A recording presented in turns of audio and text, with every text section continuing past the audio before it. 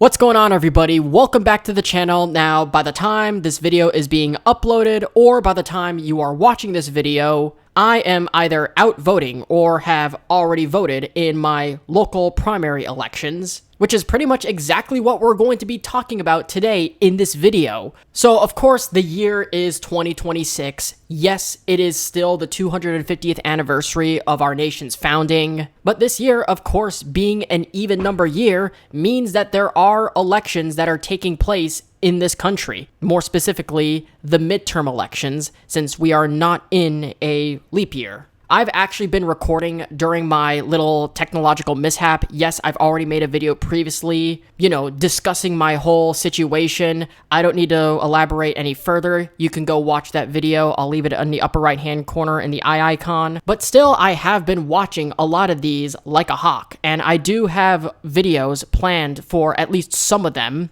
that are, outside of my own state. I have thoughts on the DSA, them taking over Democratic primaries. I have thoughts on some Groyper elections. I have thoughts on Brandon in Texas. That has its own video, which I am recording and now re-recording since it's been a long time now. So look forward to some of those videos coming out relatively soon, at least next week. Again, I have been recording throughout this year, haven't bothered to upload any videos. Those probably and most likely will be coming out next week to next month, but we're not going to be entirely focused on that. Again, most of what I'm referring to will be in future videos, but let's go focus in my neck of the woods. My glorious state of Florida, and yes, we do have a major election that does deserve to be watched. More specifically in the gubernatorial side, and obviously I do have quite a bit of few words to talk about what's going on there. But, there's more than just having a governor's elections.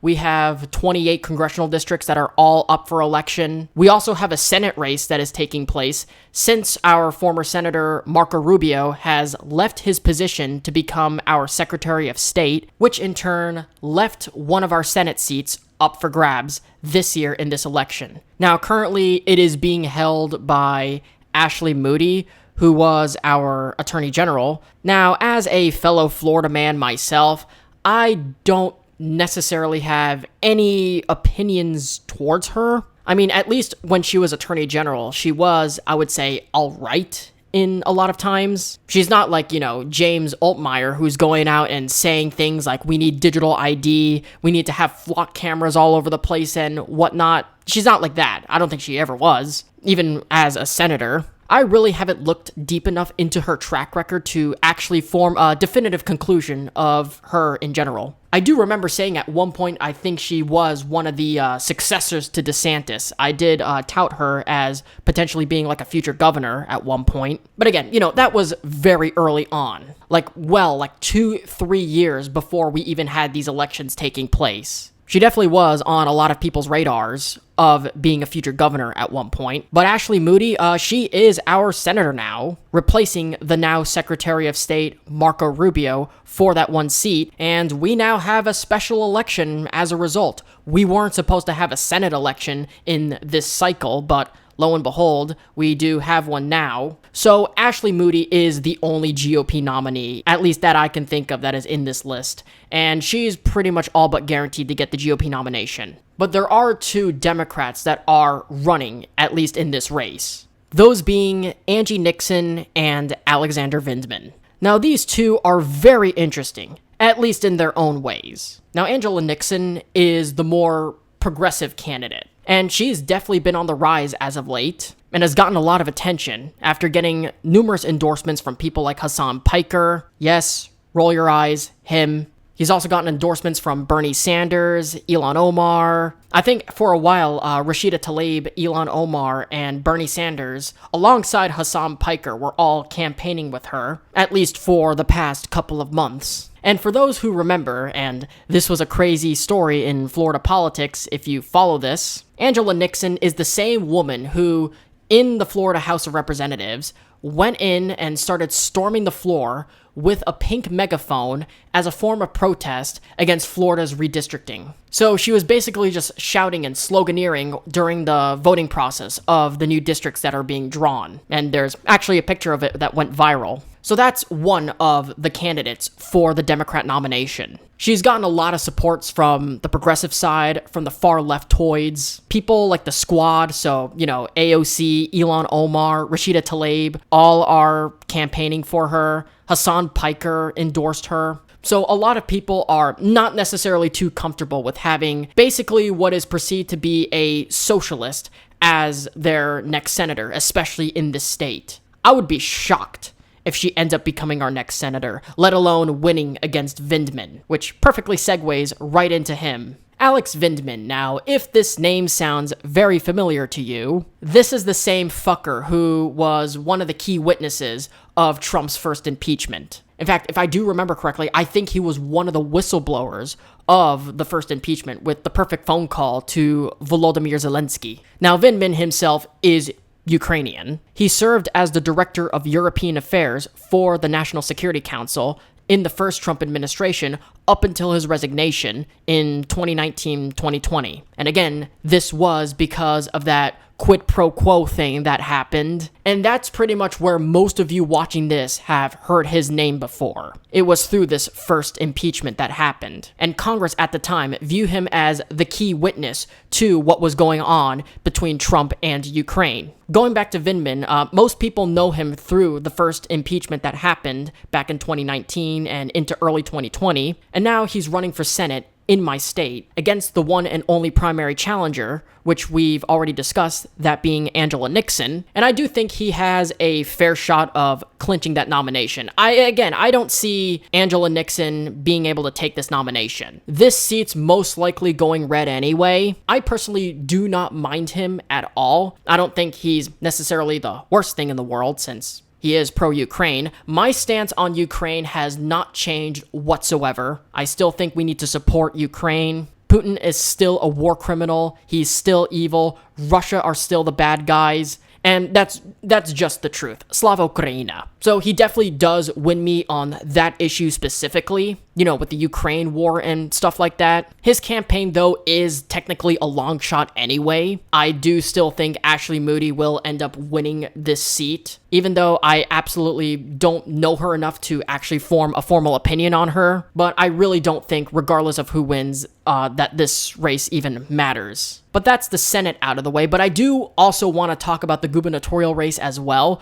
But before I do that, I will, talk about a few congressional races that definitely do pique my interest. There is one congressional seat that a DSA candidate is running in. There is another seat that a full-on Groyper is running in. And then there's my home district. I'm obviously not going to talk about the entire state since there's like 28 different, fucking districts in my state. We would literally be here all goddamn day if we talked about each and every single one of them. So I've picked those few in particular. And do bear in mind, I am not talking about the current map that we have. I am more specifically talking about the redrawn version of the congressional map that is going into effect next year. I'll talk about Florida's 6th congressional district, which includes parts of Daytona Beach, Flagler Beach, St. Augustine, Palatka, D-Land, those areas. And I'm only mentioning this because there is one Nazi cunt that is running in this district. And that's this fucker right here, Dan Bilzerian, an Armenian douche nozzle jackass who is this looks-maxing clavicular wannabe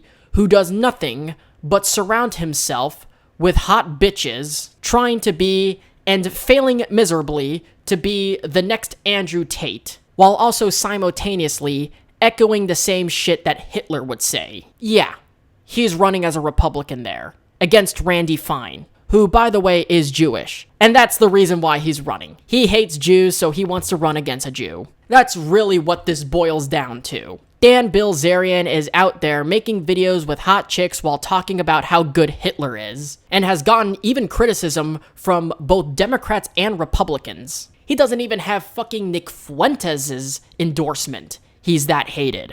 I really do not care what happens to this jackass later tonight by the time this is uploaded, but I will 100% of the time choose Randy Fine over this Nazi. Electing a Nazi is no different from electing a communist. I mean, for crying out loud, the dude literally lied about being a Navy SEAL. He's only famous because he's a fucking looks-maxer, like Clavicular.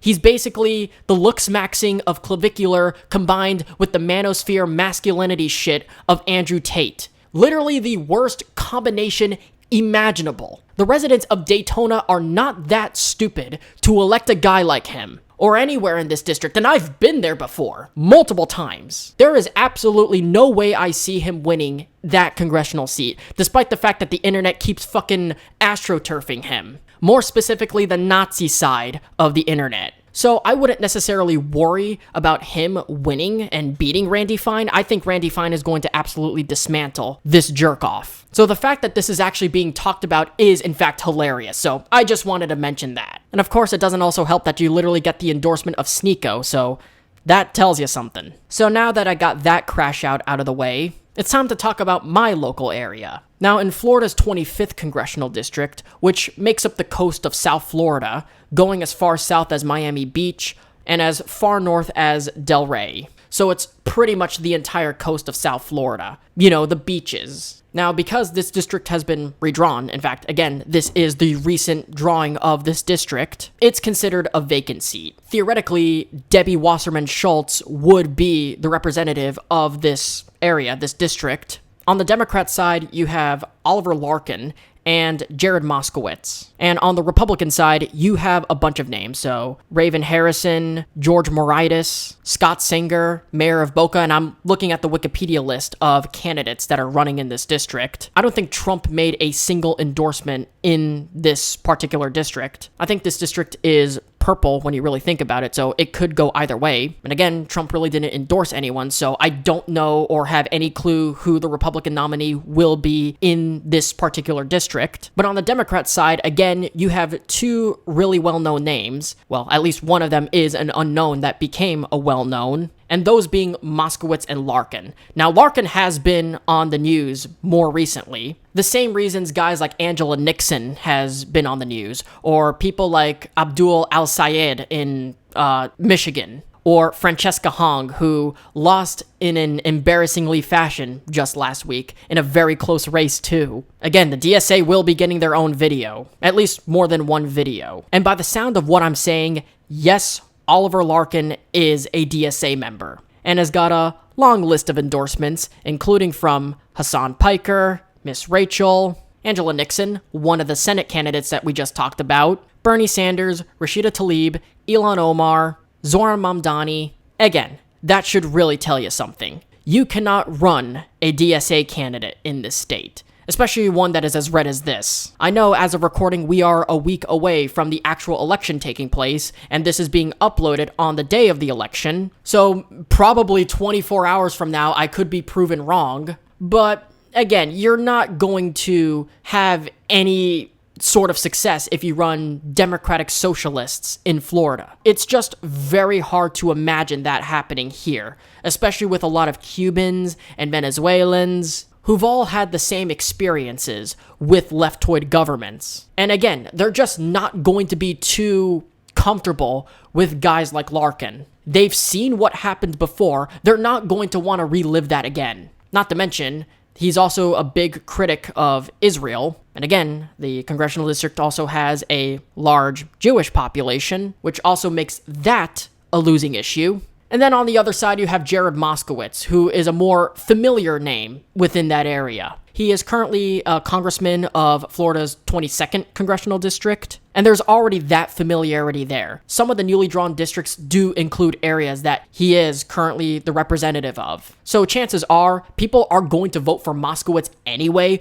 over a guy that they never even heard the name of until more recently, if you know what I mean. And then you move on to my home district, which is also sort of like in a similar situation. In my district, Debbie Wasserman Schultz is running, who I'm obviously not a super duper fan of. Now, granted, compared to Moskowitz's district that he's running in, this one is not a swing district. If anything, this is actually the bluest district in the entire state, and you've got a long list of guys on the Democrat side. I'm not really going to go into the Republican side since this is a blue district, but from this list, we have Luke Campbell, who is also known by his stage name, Uncle Luke, Sheila Sherphillis McCormick, Dale Holness, Elijah Manley, and Debbie Wasserman Schultz. Now, recently, there has been a huge scandal involving Sherphillis McCormick, who formerly represented District 20, who was indicted in federal charges for money laundering and stealing tens of millions of dollars through FEMA funds. And as this investigation was ongoing, she formally resigned, and I have absolutely no fucking clue how she was able to run again to begin with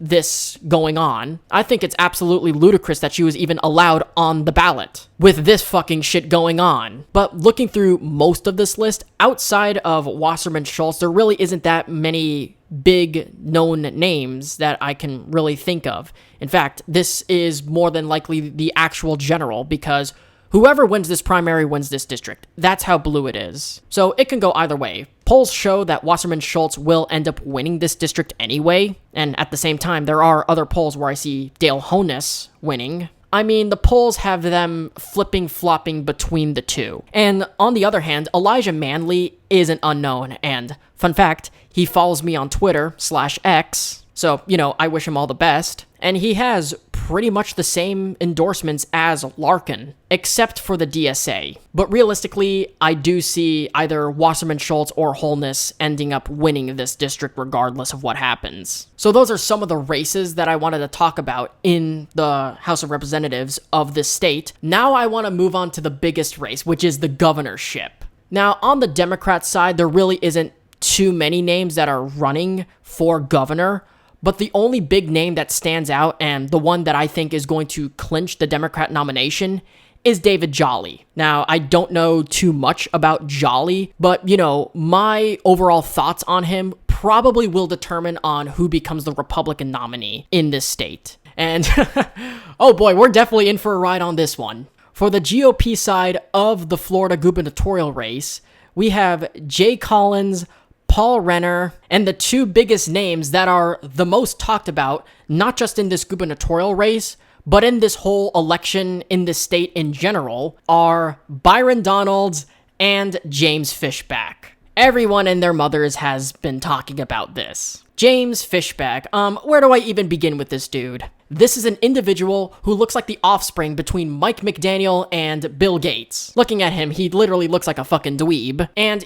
I have never seen a gubernatorial candidate who is as astroturfed and overhyped as James Fishback. Jay Collins and Paul Renner have better odds to clinch the GOP nomination than James Fishback. Now, this is a dude who cannot get himself out of trouble. The guy only talks about Israel, Israel, Israel. My opponent, Byron. He calls Byron Donalds Byron. Apak Shakur refers to school cafeteria lunch as goy slop, and he is just nothing more of a grifter. He is a professional douchebag by groypers, conspiracy theorists, South Asian bots on X, and libertarians in name only. He is virtually hated by both the left and the right, and he has no other talking point besides Israel and Byron, and saying a bunch of other racist shit during his campaign. He is not meant to be taken seriously whatsoever.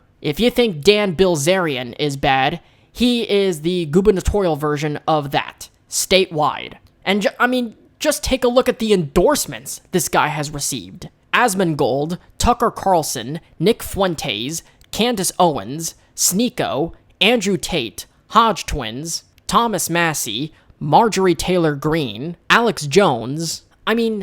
If you get these kinds of endorsements from those kinds of people, let alone using words like goy slop, you should be automatically disqualified from running in any election, period, whether that be state or federal. Okay, yes, I get it. Some people are against data centers. Some people do not like having flock cameras all over the place. Understandable. I get it. That still doesn't give you any reason to elect this asshole as our governor. this Mike McDaniel lookalike doppelganger wannabe Nick Fuentes, Groyper. And this guy clearly has a long shot of winning the nomination. Like, the Kalshi and Polymarket odds literally gave him a less than 1% chance of being the GOP nominee. He is being completely astroturfed on the internet. And what really concerns me is that a lot of young people like him because he's got that charisma. He has aura, unlike Byron Donalds. And that's the scary part. With the shit he's been saying, the stuff that he believes, and the people he associates himself with, James Fishback, absolutely not. I do not want to see him as my governor. And to be completely honest with you, I do not want to see Byron Donalds as my governor either. And he's got the Trump endorsement, so he's probably going to be nominated regardless. Being pro-gun might be the only good thing about him. And as much as I absolutely strongly dislike James Fishback, as I said earlier, some of his criticisms are valid. I mean, I get that he is a strong supporter in things like Everglades restoration, but why do you want to build hundreds of data centers despite the fact that you literally champion yourself as being a huge proponent of Everglades restoration? I mean, if you want to turn hundreds of abandoned buildings that we have here into data centers, that's totally cool. But building them in the Everglades is not necessarily environmentally good. Also, flock cameras. We don't need them here. They violate the Fourth Amendment. Byron doesn't really inspire me. Like, he's really big on data centers. And I'm not trying to go out and say that I'm anti-data center. No, I'm actually pro-data centers. But, you know, there's nuance to it. This state has such a fragile ecosystem. Drilling in the Everglades is banned here already. And tourism. Our economy relies on tourism. What reasons are you going to give for people to come and visit here? The Everglades is not just a ecosystem that gives us clean water and whatnot. It's pretty big for our tourism as well. Tourism is not just, I don't know, Disney World, South Beach, Daytona 500, and the Kennedy Space Center. No, the Everglades does play a huge role in tourism as well. So that's one of my biggest criticisms of Byron Donalds, the whole building more data centers in the Everglades. By the way, David Jolly is against that too. And again, I'm not anti-data center, I'm pro-data center. I think they are still important. I'm just more concerned about where they are being built. And flock cameras gotta go. I don't know where Jolly stands on that issue, but Byron Donalds has called for a full pause on any newly built flock cameras. Here's an idea. Get rid of them. I don't care if he's got the Trump endorsement, he doesn't inspire me. And that's a problem. Nobody in this race does. And I don't think a Trump endorsement means anything anymore. Nobody seems to like his administration anymore. People have become disillusioned. So our two options are literally a dude who's basically a Rick Scott clone, with an average track record at best, or a professional douchebag who is astroturfed by the internet and has got an endorsement list of jackasses. So until the general happens, I really do not know. But I will tell you this. If James Fishback becomes the nominee, I will literally do everything I can to make sure he loses. I would rather vote David Jolly over James Fishdork. And yeah, that's exactly what I'm calling him, James Fishdork. So hopefully tomorrow, once this is uploaded, we can actually show everyone in this state that the internet is not real life. And I don't have to see this nerd's face on my feed anymore. So yeah, this has been a Florida man's reaction to the upcoming elections that are going on. Primaries are taking place, and hopefully I get to talk about the general soon. And there will be future videos, like I definitely got one planned for the AK guy, I have one planned for the Michigan Senate race, one planned for the DSA, well, several videos planned for the DSA and the socialist takeover. So now that I'm back, leading up to the elections in November, which are 3 months away, you're going to be seeing a lot more of these videos, so this is the reason why you should subscribe. If you don't want to miss out, make sure you hit the subscribe button. And also, don't forget to ring the bell for notifications so that way you'd be notified when a video comes out. And now, let me pass the conversation right down to you. What do you guys think? Are you team Fishback or are you team Donalds? Or are you team Jolly? Are you team Vindman or are you team Nixon? What do you think is going to happen tonight? Do you think there's going to be a major upset in the race? Or are the results going to be what we pretty much expected?